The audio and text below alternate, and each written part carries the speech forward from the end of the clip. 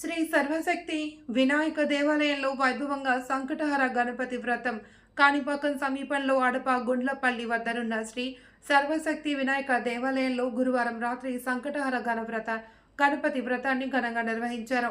ఈ పూజలో పాల్గొన్న భక్తులకు సంకటహర వ్రత విశిష్టతను అర్చకులు వివరిస్తూ ప్రతి నెల పౌర్ణమి తర్వాత వచ్చే చవితిన నిర్వహిస్తారని, గణపతికి ప్రీతికరమైన తేదీ కావున ఈ పర్వదినాన విద్య, ఉద్యోగం, వ్యాపారం, వ్యవసాయం, వివాహం, ఆరోగ్యం తదితర విషయాలలో కలుగునటువంటి ఒడిదుడుకులను అధిగమించుటకు ఈ సంకటహర చతుర్థి వ్రతాన్ని ఆచరిస్తారు అని అన్నారు.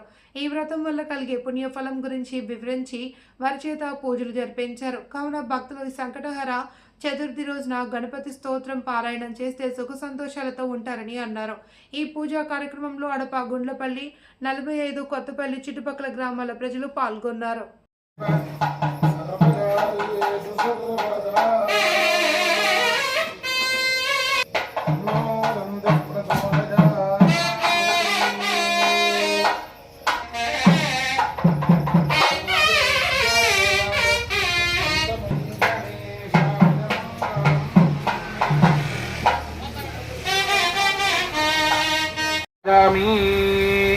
आवाहयामि रत्नसिंहासनं समर्पयामि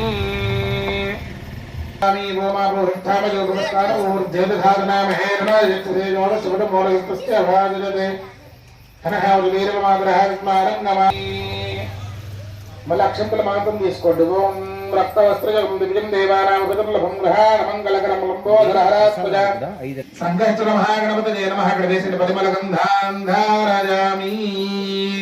మళ్ళీ అక్షంతల మాత్రం తీసుకోండి. అక్షదాస్త శ్రేష్ఠ కుంకుమాక్త సుశోభితాః మయా నివేదితా భక్త్వా శ్రీకాంతివసూనోస్తుతే మాలాం సమర్పదే దేవగ్రహాణ గణాద. ఒక్కొక్క అంగానికి ఒక్కొక్క నామం ఉంటుంది.